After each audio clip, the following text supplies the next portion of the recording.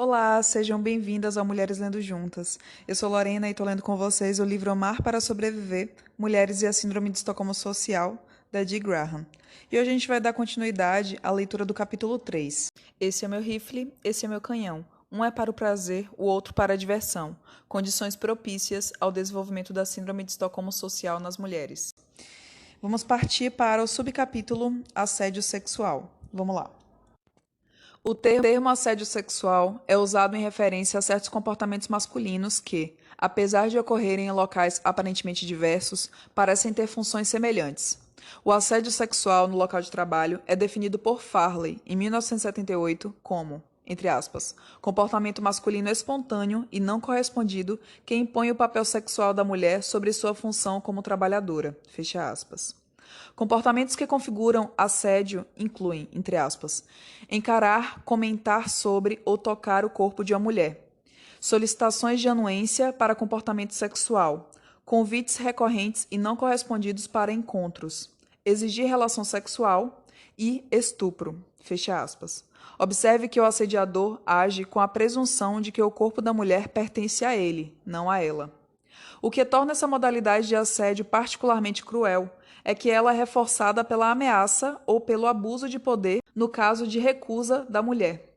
Farley identifica uma gama de penalidades que os homens usam para tentar garantir a aquiescência das mulheres, entre aspas, difamação verbal da sexualidade da mulher, falta de cooperação no trabalho, avaliações negativas ou recomendações profissionais ruins, indeferimento de hora extra, rebaixamento de cargo, transferências e trocas de turno, jornada e local de trabalho prejudiciais, perda de capacitação profissional, parâmetros de desempenho impossíveis e rescisão do contrato de trabalho. Fecha aspas.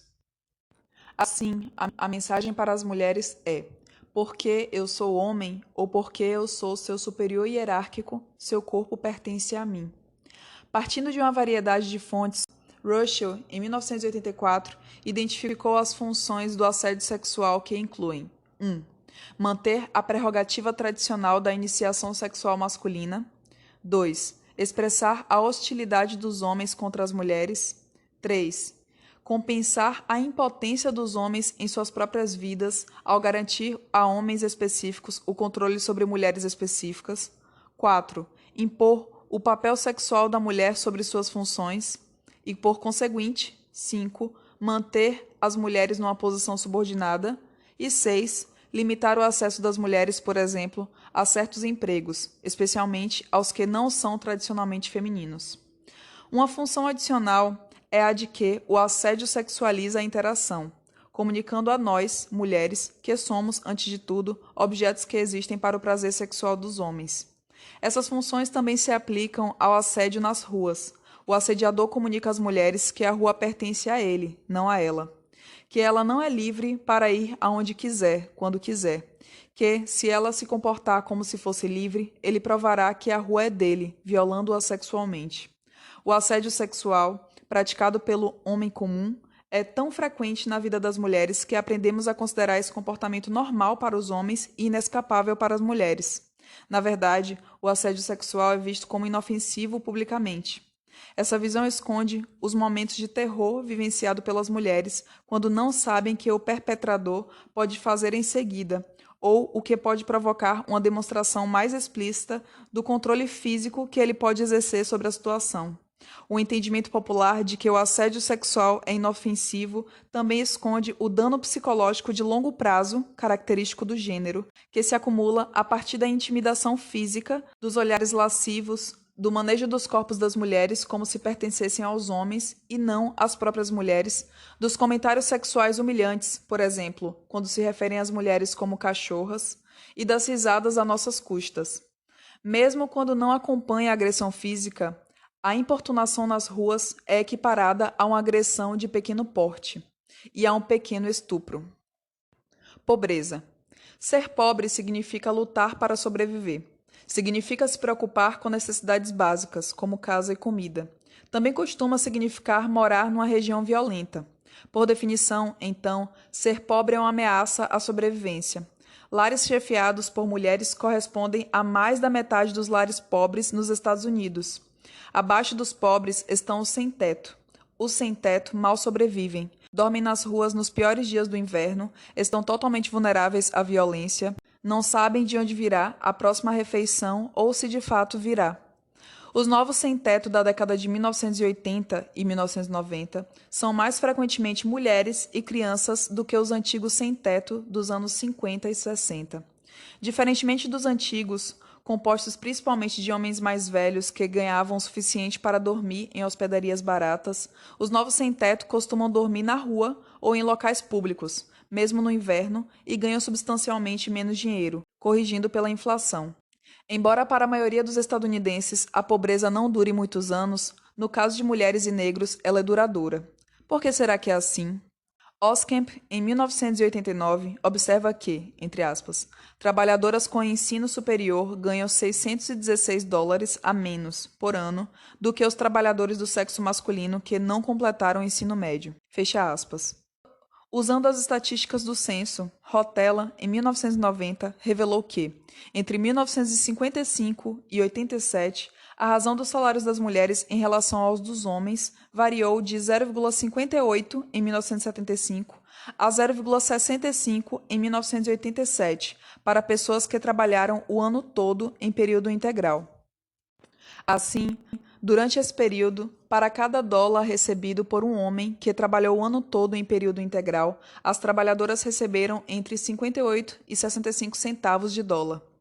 Embora os níveis mais baixos de educação e a menor experiência tenham sido algumas das razões que levaram as mulheres a receber menos, pelo menos metade da diferença de salário foi em decorrência da discriminação sexual.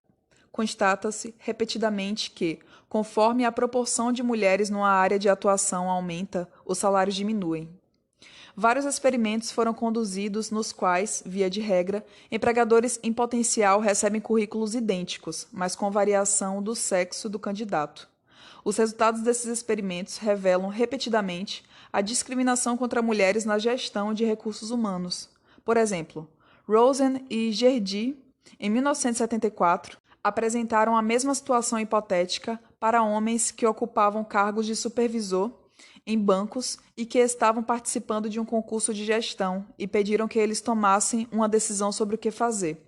As situações variavam quanto ao sexo do funcionário, mas todas as outras informações recebidas pelos supervisores, participantes do estudo, eram idênticas. As seguintes questões foram avaliadas. 1. Se os participantes eram mais propensos a promover um funcionário ou uma funcionária a gerente de filial. 2. Se os participantes eram mais propensos a enviar para uma conferência uma mulher mais velha pouco qualificada ou um homem mais novo altamente qualificado, e se preferiam enviar para a conferência um homem mais velho pouco qualificado ou uma mulher mais nova altamente qualificada. 3. Se os participantes eram mais propensos a obedecer a um supervisor ou a uma supervisora que solicitasse a demissão ou a transferência de um funcionário. E 4. Se os participantes eram mais propensos a conceder uma licença para um funcionário ou para uma funcionária cuidar dos filhos. Nos casos 1 a 3, os supervisores discriminaram contra mulheres. Eles estavam mais dispostos a promover um candidato do que uma candidata. Eles enviariam para a conferência um funcionário altamente qualificado com mais frequência do que uma funcionária altamente qualificada, e obedeceriam a um supervisor com mais frequência que a uma supervisora quanto às decisões sobre os subordinados. Resultados semelhantes foram obtidos por vários outros pesquisadores. Quando confrontados por um homem ou uma mulher solicitando uma licença para cuidar dos filhos, os supervisores participantes do estudo de Rosen e Gerdy eram mais propensos a conceder a licença para mulheres. Embora esse resultado possa parecer discriminatório contra os homens, como argumentado por Rosen e Gerdy, considere que os empregadores costumam alegar que os homens devem receber tratamento preferencial no mercado de trabalho porque são mais comprometidos com seus empregos. Licenças para cuidar dos filhos e outros afastamentos do trabalho são citados como prova de que os homens são mais comprometidos do que as mulheres. Os afastamentos são usados para manter as mulheres desempregadas, recebendo menos e em empregos piores. Uma maneira de interpretar esse último resultado, então, é: homens com cargo de supervisor em bancos estão mais dispostos a comprometer o histórico de trabalho de uma funcionária do que de um funcionário. Essas descobertas nos ajudam a entender por que as mulheres são mais pobres do que os homens. Mulheres sofrem discriminação constantemente na gestão de recursos humanos. Mas elas não nos ajudam a entender por que mulheres e crianças correspondem à parcela de pessoas pobres que cresce mais rápido nos Estados Unidos. Uma das razões é a alteração da lei do divórcio, que passou a prescindir de justificativa, e outra é o aumento da taxa de divórcio. Esses dois fatores conspiram para demonstrar que muitas mulheres, se não a maioria, estão a um homem de distância da pobreza. Rotella, em 1990, citando estatísticas dos Ministérios do Comércio e do Trabalho dos Estados Unidos, relatou que 34% das famílias mantidas por mulheres viviam abaixo da linha da pobreza em 1987, enquanto esse era o caso de somente 6% das famílias com marido e esposa. A situação era ainda pior para famílias com filhos. 46% das famílias com filhos que eram mantidas por mulheres viviam abaixo da linha da pobreza em 1987, enquanto esse era o caso de somente 8% das famílias compostas de marido, esposa e filhos. Essas estatísticas eram ainda mais preocupantes para famílias mantidas por mães negras e hispânicas. Em 1987, aproximadamente 60% delas viviam abaixo da linha da pobreza. Weitzman, em 1985, analisou a situação econômica de ex-esposas e ex-maridos em relação à duração do casamento e à renda familiar antes do divórcio. Ela constatou que, para cônjuges que permaneceram casados por menos de 10 anos, um ano após o divórcio, a renda do ex-marido correspondia a 3/4 da renda anterior ao divórcio, enquanto a das ex-esposas ficava entre 1/4 e metade dela. A comparação da renda per capita de ex-maridos e ex-esposas após o divórcio, calculada por meio da divisão da renda pelo número de membros da família, com sua renda per capita anterior ao divórcio, revelou uma discrepância ainda maior, devido ao fato de que 90% dos filhos menores de idade ficam com suas mães, que, portanto, dividem com os filhos sua renda, que já era inferior. Um padrão semelhante foi encontrado para cônjuges que ficaram casados entre 11 e 17 anos. Mas as mulheres que mais sofriam com o divórcio eram as que ficaram casadas por 18 anos ou mais. Weitzman, em 1985, constatou que homens que permaneceram casados por todo esse tempo, entre aspas, têm uma renda per capita muito mais alta, ou seja, eles têm muito mais dinheiro para gastar com eles mesmos do que as esposas em qualquer patamar de renda familiar anterior ao divórcio. Até mesmo onde a discrepância é menor, em famílias de baixa renda, o marido e cada membro de sua nova família formada após o divórcio têm o dobro de dinheiro do que sua ex-esposa e filhos. Em famílias mais ricas, a discrepância é enorme. O marido e cada membro do seu domicílio após o divórcio, sua nova esposa, companheira ou filhos, têm uma renda líquida 3 vezes maior do que a ex-esposa e cada membro do domicílio dela após o divórcio. Fecha aspas. Talvez seja surpreendente para muitos que tenham sido as mulheres casadas por mais tempo, isto é, 18 anos ou mais, e detentoras de maior renda familiar anterior ao divórcio, $40.000 ou mais, as que sofreram, entre aspas, a mobilidade social descendente mais acentuada após o divórcio, fecha aspas. Consequentemente, essas foram as mulheres que expressaram, entre aspas, maior perturbação diante do prejuízo financeiro e os sentimentos mais intensos de indignação e injustiça, fecha aspas. Outra constatação que pode ser uma surpresa para muitos é a de que, independente da duração do casamento, conforme a renda familiar subia, as ex-esposas sofriam maior privação relativa, isto é, elas eram deixadas relativamente numa situação pior do que a do ex-marido e a de quando estavam casadas. Ademais, as constatações de Weitzman se baseavam na presunção de que os ex-maridos cumpriam rigorosamente todas as determinações judiciais de pensão alimentícia. Assim, suas constatações superestimam a renda das ex-esposas e filhos após o divórcio e subestimam a renda dos ex-maridos após o divórcio. A sobrevivência das mulheres e das crianças que estão tentando se virar sem os rendimentos de um marido está sob ameaça enquanto continuar existindo discriminação contra as mulheres no mercado de trabalho, enquanto mulheres não forem recompensadas pelo trabalho doméstico, incluindo o cuidado com os filhos, realizado enquanto os homens estão fora de casa construindo suas carreiras e enquanto o judiciário priorizar as necessidades dos homens sobre as das mulheres e crianças. O risco de ficar pobre ou de viver em situação de rua representa uma violência para muitas, se não para a maioria das mulheres, e há, ainda, a violência decorrente da pobreza de fato. Mas, para além disso, existe uma forma menos reconhecida de violência decorrente da discriminação contra mulheres no mercado de trabalho. Qual é o efeito psicológico para as mulheres que não conseguem emprego porque são mulheres? Que recebem menos do que os homens por seu trabalho, mesmo tendo credenciais e performance comparáveis, que são incapazes de sustentar seus filhos e a si próprias adequadamente sem os rendimentos de um marido, que são lembradas diariamente de que a sociedade não as considera tão boas e ou valiosas quanto os homens. Essas práticas sistemáticas e onipresentes também são formas de violência contra a mulher. Um contínuo de violência. A pesquisa de Liz Kelly, em 1987, sobre a violência na vida das mulheres, revelou um contínuo de violência a que as mulheres estão expostas. Em uma extremidade do contínuo estão eventos frequentes, como assédio sexual, por exemplo, assobios ou comentários lascivos emitidos por desconhecidos na rua, e pressão para fazer sexo. Praticamente todas as mulheres na amostra de Kelly haviam sido expostas a essas formas de violência, geralmente em várias ocasiões.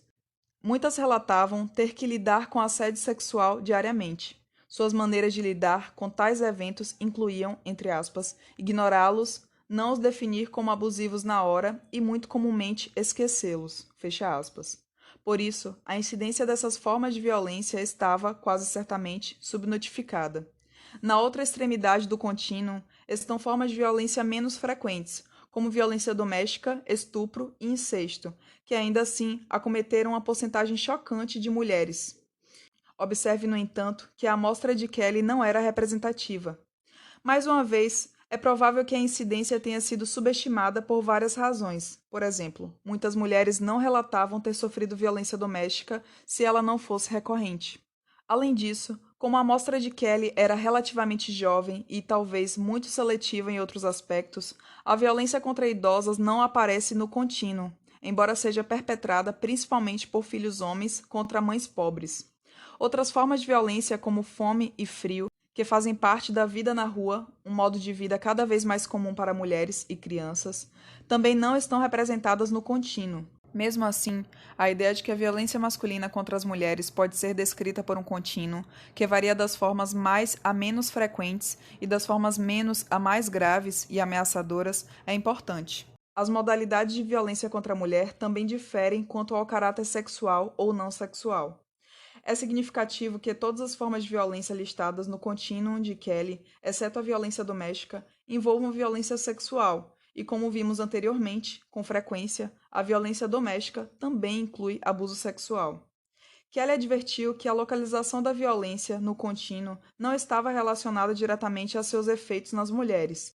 Ela mencionou, por exemplo, uma constatação de McKinney, em 1983, de que, entre aspas, o que as mulheres mais temem quando, de repente, um desconhecido mostra o pênis para elas é serem assassinadas, fecha aspas. Medea e Thompson, em 1974, relataram que as mulheres vivenciam as formas mais comuns e sutis de violência, pequenos estupros, como ameaças de agressão física concreta. O conceito de contínuo revela que a violência é uma parte muito concreta da vida de todas as mulheres. No entanto, as formas de violência que ocorrem com mais frequência não são concebidas como violentas, abusivas ou sequer estranhas pela maioria das mulheres. Na verdade, elas são vistas como comportamentos masculinos normais. O contínuo de Kelly contextualiza essas formas corriqueiras de violência. Graham, Ott e Rawlins, em 1990, também encontraram evidências de um contínuo de violência contra a mulher. Ao recrutar participantes para o estudo, elas procuraram 3 grupos diferentes de mulheres em relacionamentos íntimos, abusadas física e emocionalmente, abusadas só emocionalmente e não abusadas. Porém, a análise de agrupamento dos dados revelou que, entre mulheres que moravam com os parceiros do sexo masculino, não havia uma separação nítida entre o grupo de mulheres abusadas e o grupo de mulheres não abusadas. Em vez disso, os relacionamentos entre homem e mulher eram descritos por um contínuo de abuso. Todos os relacionamentos entre homem e mulher eram mais ou menos abusivos.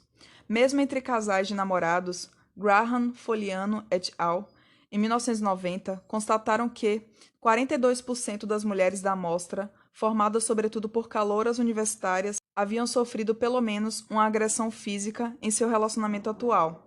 78% haviam sofrido algum abuso psicológico nesse mesmo relacionamento.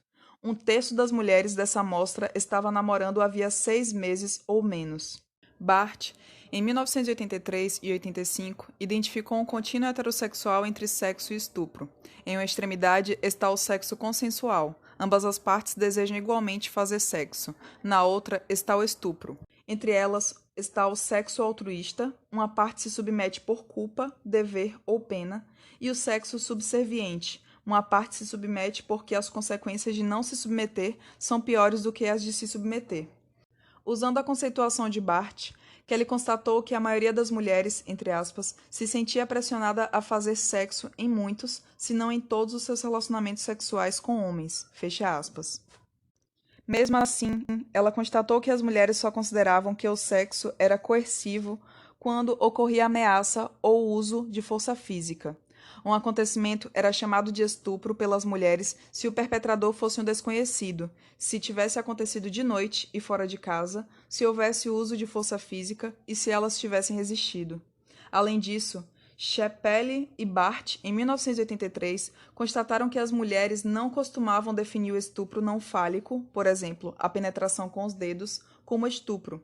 Essas constatações revelam que a maioria das mulheres resiste fortemente à ideia de que algo que aconteceu com ela tenha sido coercitivo ou um estupro, mas que a maioria das experiências sexuais da maioria das mulheres envolvem sexo altruísta ou subserviente.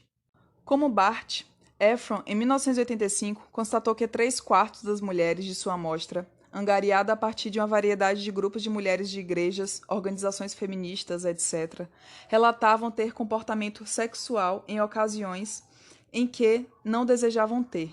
30% relatavam algum tipo de trauma sexual e, em 44% dos casos, o trauma era um estupro. Em 3/4 desses estupros, o agressor era alguém próximo à vítima, um parente, um conhecido ou um ficante, namorado, marido ou amigo. O estudo mais representativo sobre violência sexual e vitimação entre universitários, e claramente o mais extensivo, foi conduzido por Koss, Giddix e Wisniewski, em 1987.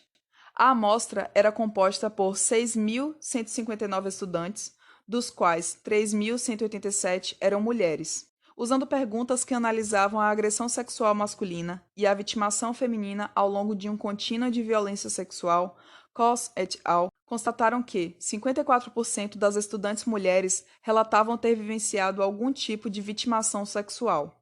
Koss et al. Interpretaram essas constatações como reforço à observação de Johnson, em 1980, entre aspas, de que a onipresença da violência sexual corrobora a visão de que o locus de violência contra a mulher jaz exatamente no centro do que a nossa cultura define como interação normal entre homens e mulheres, fecha aspas. A constatação de um contínuo de violência corrobora a análise de McKinnon, em 1983, sobre a razão de os estupradores raramente serem condenados pelo judiciário. McKinnon salienta que, como o estupro é definido legalmente como a utilização de força superior à observada na sexualidade masculina normal, e como essa quantidade de força é considerável e não leva em conta o ponto em que as mulheres começam a se sentir violadas, a definição do estupro o torna quase inexistente. Em outras palavras, de acordo com o sistema jurídico predominantemente masculino, é aceitável, lícito, que os homens sejam violentos conosco nas relações sexuais. É aceitável, lícito, que o coito heterossexual normal contenha elementos do estupro. Como foi salientado por Kelly, em 1987, uma implicação do construto de um contínuo de violência masculina é que, entre aspas, não é possível traçar uma distinção clara entre vítimas e outras mulheres. O fato de algumas mulheres só sofrerem violências da extremidade mais comum e ordinária do contínuo representa uma diferença em grau, não em gênero. O uso do termo vítima para separar um grupo de mulheres das vidas e experiências de outras mulheres precisa ser questionado. A mesma lógica se aplica à definição de agressores. Fecha aspas. A pedido de McKinnon, em 1987, e com base na seleção aleatória de 930 lares de São Francisco, Russell calculou a probabilidade de uma mulher não ser atacada ou assediada sexualmente no decorrer de sua vida. Era de apenas 7,8%. A violência dos homens contra as mulheres afeta todas as mulheres. Incesto, violência doméstica, estupro e assédio sexual são simplesmente as formas mais reconhecidas de violência masculina que ameaçam a sobrevivência física e psicológica das mulheres. Outras formas incluem a pobreza e uma modalidade frequentemente associada à pobreza, a violência contra idosas. Os dados relacionados a essas formas de violência deveriam por si só confirmar que os homens ameaçam a sobrevivência das mulheres, apesar de algumas mulheres afirmarem, entre aspas, não sou ameaçada pelos homens, eu nunca sofri essas violências, fecha aspas. Como diz Andrea Dworkin em 1987, entre aspas, mesmo que nesse país 1 a cada 3 meninas seja vítima de abuso incestuoso antes de fazer 18 anos, e você não seja uma delas, e uma mulher seja estuprada a cada 3 minutos e você nunca tenha sido uma delas, e uma mulher apanhe a cada 18 segundos e você não seja uma delas, fecha aspas, ninguém pode negar que nós vivemos num mundo hostil que aterroriza mulheres e meninas, ameaçando nossa sobrevivência física e psicológica. Cartas recebidas por Ellen Goodman em 1993, em resposta aos esforços do presidente Clinton para acabar com a discriminação contra gays nas Forças Armadas, sugerem que os homens temem as modalidades de violência a que eles submetem as mulheres diariamente. Aproximadamente 9 a cada 10 cartas recebidas por Goodman foram escritas por homens. Os remetentes estavam em pânico com a ideia de ter que tomar banho e dormir nos mesmos aposentos que homens homossexuais, como se os homens das Forças Armadas não tivessem sempre feito isso. Estava muito claro que os homens não queriam outros homens olhando para eles da maneira que eles, homens, olhavam para as mulheres. Nem queriam que outros homens os tratassem da maneira que eles tratam as mulheres. Goodman observou, entre aspas, o que foi fascinante para esta leitora do sexo feminino foi que quase todas as cartas compartilhavam da mesma perspectiva, a de homens heterossexuais preocupados em se tornar vítimas de violência sexual, assédio, luxúria ou apenas olhares lascivos. Essa variedade comum de homofobia, medo de homossexuais, era o medo de se tornar objeto de atenção sexual indesejada, ser o objeto em vez do sujeito dos olhares lascivos, fecha aspas. Goodman enfatiza que a ameaça que os homens gays representam para os homens hétero, de que podem tratá-los como homens hétero tratam as mulheres, entre aspas, é o mais próximo que os homens conseguem chegar, mesmo no âmbito da fantasia, de imaginar as experiências cotidianas da vida real das mulheres. O mais próximo que eles conseguem chegar de imaginar uma caminhada passando por um canteiro de obras. O desconforto de estar numa república masculina, o medo de que um encontro possa se tornar um estupro. Resumindo, o mais próximo que os homens conseguem chegar de se preocupar com a agressão masculina. Um remetente de Darro explicou com um vocabulário encantador. Alguns gays não são florzinhas, são caras bombadões. E se um homem pequeno disser não, o que irá detê-los? Fecha aspas. Aparentemente, a maioria dos homens que escreveu para Goodman achou assustador sequer imaginar ser tratado como as mulheres são tratadas pelos homens rotineiramente. No entanto, a história da violência masculina contra as mulheres não termina com os dados mais reconhecidos, como incesto, violência doméstica e estupro, nem sequer com suas formas mais sutis. Lembrando que a violência emocional associada a essas agressões físicas, com frequência, é relatada pelas vítimas como a pior parte. Vamos averiguar se a violência emocional masculina contra as mulheres não ocorre também de outras maneiras, mais sutis e frequentes. Constata-se, regularmente, no mundo todo, que adultos que podem vir a ter filhos preferem meninos a meninas. Como os pais comunicam essa preferência à prole? Como essa mensagem impacta as filhas? Quais são seus efeitos no senso de si e na autoestima delas? No começo de uma disciplina que ofereço, chamada, entre aspas, a psicologia da mulher, fecha aspas, peço que os alunos escrevam a redação curta descrevendo 1 ou 2 vezes em que foram discriminados em virtude do seu sexo. Todo ano recebo histórias de alunas descrevendo a dor de ter que trabalhar enquanto seus irmãos brincavam.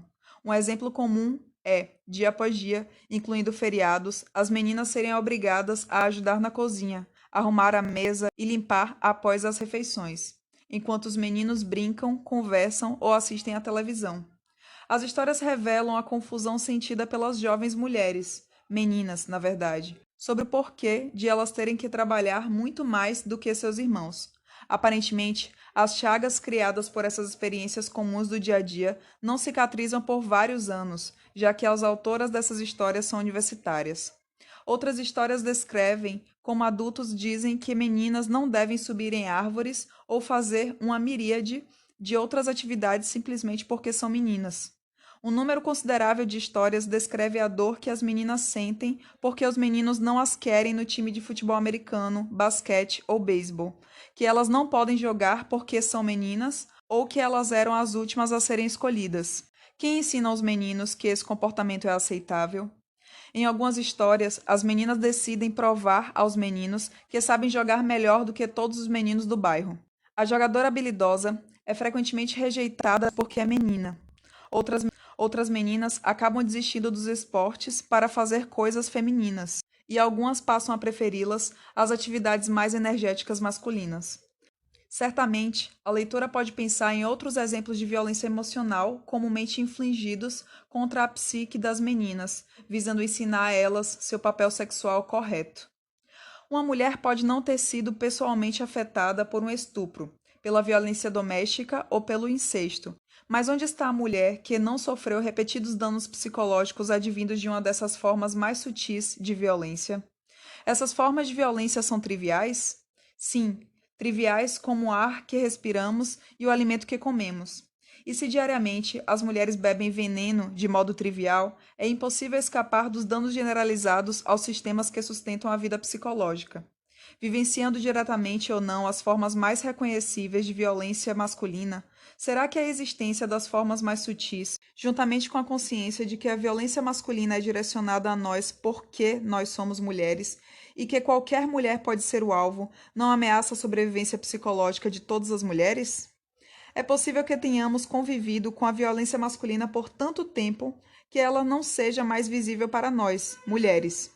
Pode ser impossível para nós imaginar uma vida livre de violência masculina, uma vida no mundo seguro. Um aspecto notável de grande parte da violência masculina contra as mulheres é que ela é direcionada aos nossos órgãos sexuais.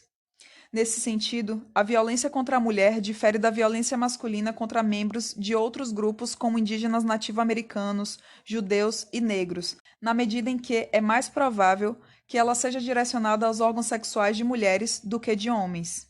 Eu uso o termo terrorismo sexual contra mulheres para me referir ao fato de que todas nós, mulheres, por sermos mulheres, somos alvos, em potencial, da violência direcionada aos nossos órgãos sexuais pelos homens.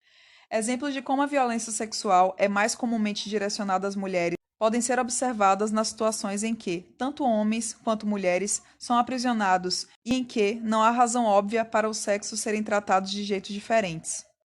Apresento dois exemplos desse tipo, ocorridos em partes diferentes do mundo, que mostram a onipresença do terrorismo sexual contra mulheres. Ambos os exemplos dizem respeito à violência infligida a prisioneiros e prisioneiras por estados, mostrando que esse tratamento diferencial opera em âmbito institucional, não sendo obra apenas de uns poucos indivíduos perturbados. O relato de Kat Zetnick, 135633, em 1981, sobre sua experiência e a de seu irmão no campo de concentração nazista Concentration Center, oferece um exemplo.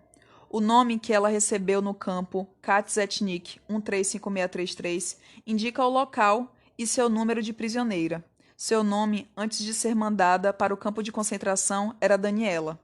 É importante observar que Daniela não dá indícios de que tenha ocorrido violência direcionada aos órgãos sexuais de seu irmão enquanto prisioneiro. No entanto, ela e todas as outras prisioneiras do campo sofriam ameaças de todo tipo de abuso sexual continuamente. Um deles era o açoitamento, que acontecia quando os prisioneiros não conseguiam cumprir satisfatoriamente as demandas dos oficiais, mas que tinha um caráter incomum pelo fato de as prisioneiras serem mulheres. O açoitamento de uma prisioneira mulher implicava ela ser conduzida nua, entre aspas, até a praça, amarrada no arame farpado em ambos os lados da praça de execução. Olhos dos prisioneiros forçados a assistir às execuções, olhos a perder de vista. Cada mulher a ser chicoteada é amarrada sobre uma banqueta, as pernas atadas aos pés dianteiros da banqueta, os braços aos pés traseiros, de bruços. A superior estala o chicote nas costas de uma delas. Os porretes açoitam os corpos nus, em uníssono, sem pausas, sem parar. Os gritos partiam os céus. O furgão preto à espera. As mulheres se atiram nos corpos desfigurados das que foram purgadas para serem enviadas ao crematório. Fecha aspas. Um tipo adicional de abuso sexual era infligido às prisioneiras atraentes e solteiras que não tinham doenças venéreas, como Daniela. Elas eram mandadas para a divisão da alegria para servir de prostitutas para os soldados nazistas a caminho do fronte. A palavra alemã para prostituta e o número eram marcados no peito, e as mulheres sofriam de esterilizações forçadas. Se os soldados nazistas, servidos diariamente pelas mulheres, entre aspas, não ficassem satisfeitos com a diversão, era só eles reportarem, dando o número do peito da garota, fecha aspas. Após 3 notificações, a mulher era açoitada e mandada para o crematório. Um terceiro tipo de abuso eram as cirurgias experimentais nos órgãos sexuais das mulheres. A violência sexual usada por governos da América Latina para torturar prisioneiras políticas constitui outro exemplo. Bunster, em 1984, deixa claro que, mesmo as mulheres estando expostas a todos os métodos de tortura usados contra homens, elas também sofrem tortura sexual, usada somente contra mulheres. Quando levadas a centros de detenção, inicialmente para interrogatório, prisioneiras mulheres, enquanto vendadas, são cutucadas e apalpadas, especialmente em seus seios, nádegas e genitais. Conforme o interrogatório recrudesce, um grupo de homens rasga as roupas da mulher enquanto bate nela.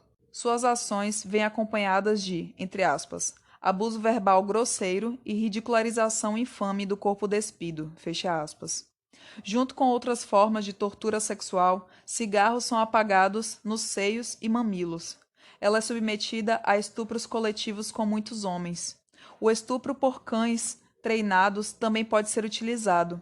Ratos, que arranham e mordem quando desorientados, são inseridos na vagina dela. Bunster relata que essa violência sexual é vista pelos governos como a chave para controlar as mulheres, isto é, para ensiná-las a, entre aspas, voltar para o lar e cumprir os papéis tradicionais de esposa e mãe, fecha aspas, e não ser militantes políticas.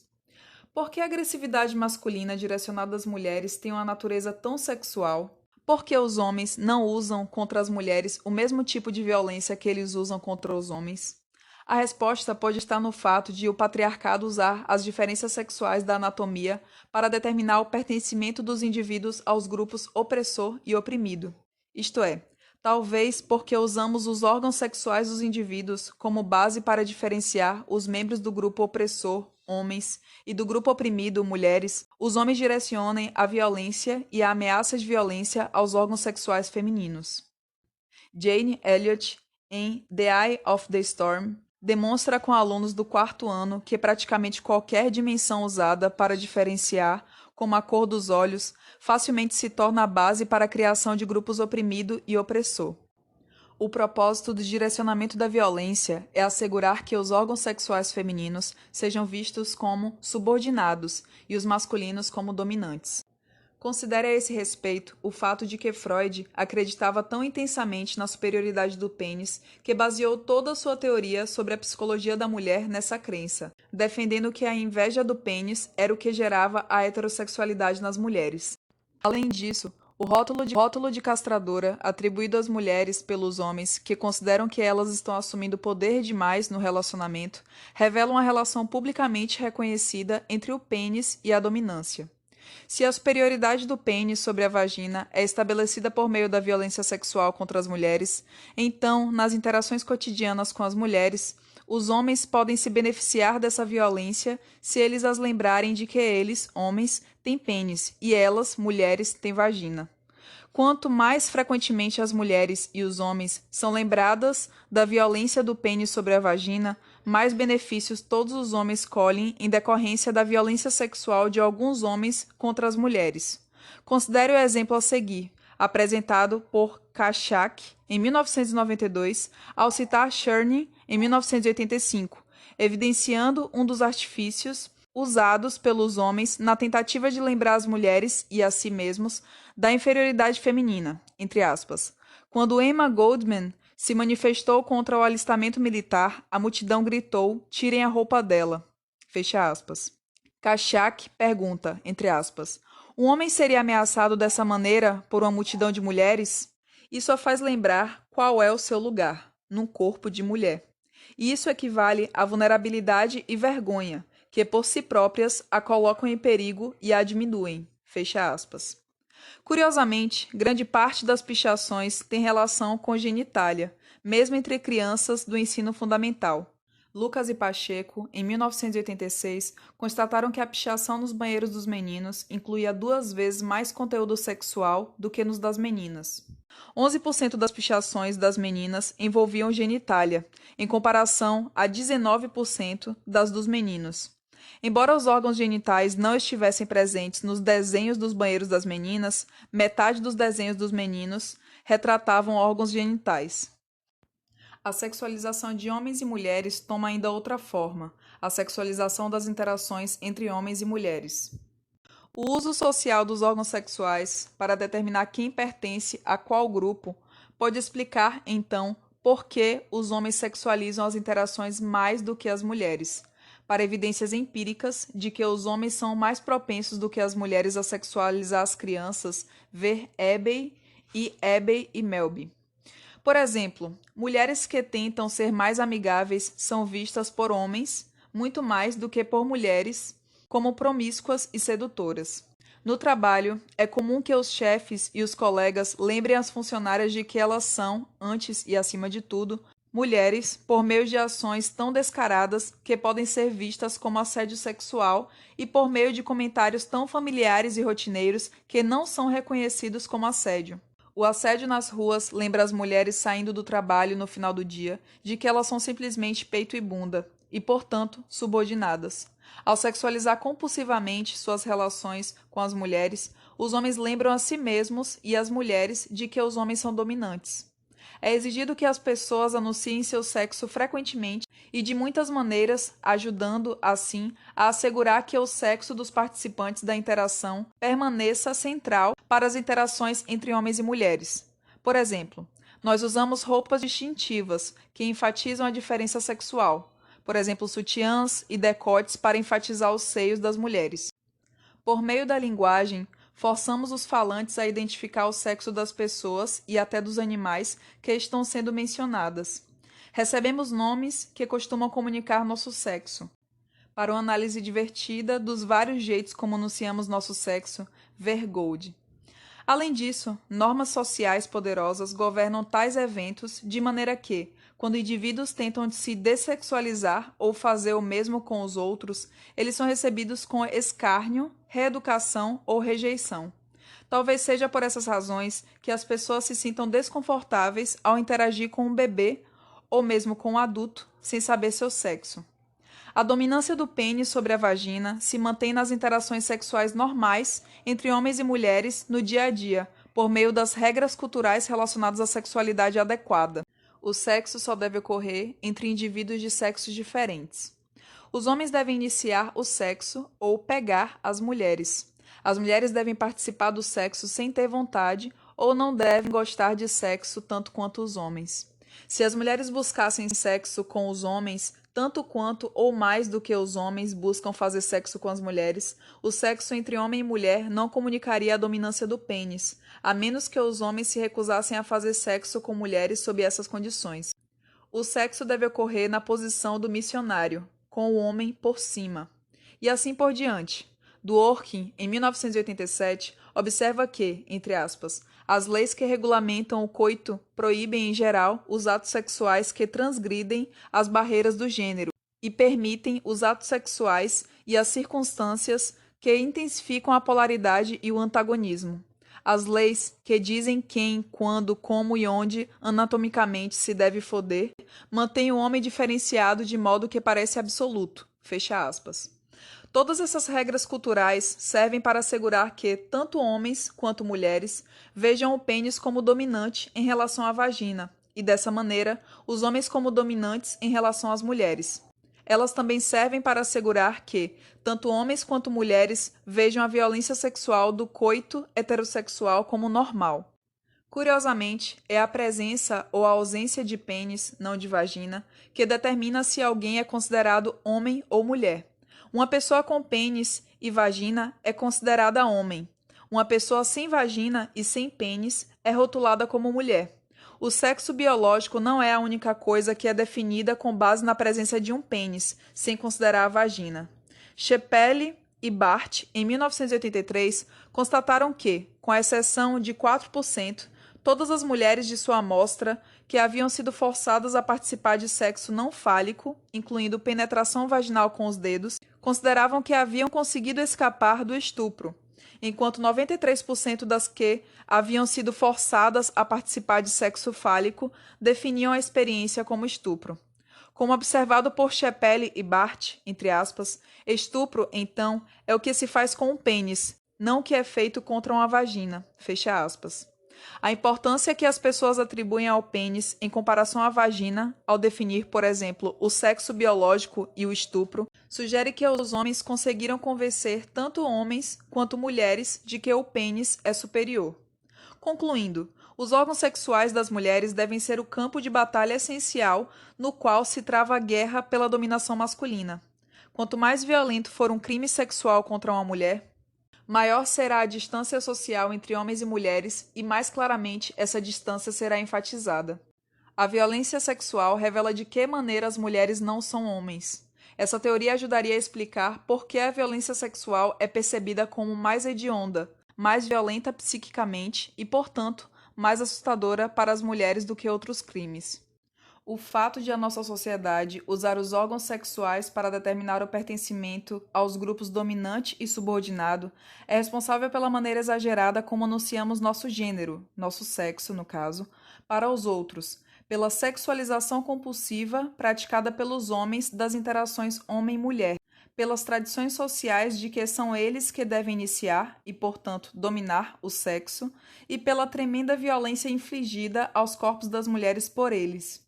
A violência sexual masculina contra as mulheres e o coito heterossexual normal são essenciais para o patriarcado, porque estabelecem a dominância do pênis sobre a vagina e, portanto, as relações de poder entre os sexos. A sexualização das pessoas e das interações entre homens e mulheres são práticas centrais do patriarcado, porque mantém destacado o pertencimento aos grupos e, portanto, as relações de poder. Assim, quando o homem sexualiza uma interação com a mulher, ele está trabalhando para o patriarcado. Quando o homem viola uma mulher sexualmente, ele está trabalhando para o patriarcado. A violência sexual dos homens contra as mulheres é o veículo principal pelo qual se estabelece a dominância do pênis sobre a vagina. E com isso eu finalizo a leitura dessa parte do 3º capítulo. Se vocês puderem estar apoiando o canal, existe o apoia.se/Mulheres Lendo Juntas e o Pix, mulhereslendojuntas@gmail.com. Vocês podem também estar acessando o Instagram, @Mulheres Lendo Juntas, para acompanhar o conteúdo que já foi produzido e que está salvo no IGTV. Então é isso, muito obrigada por ouvirem até aqui, até a próxima, tchau, tchau.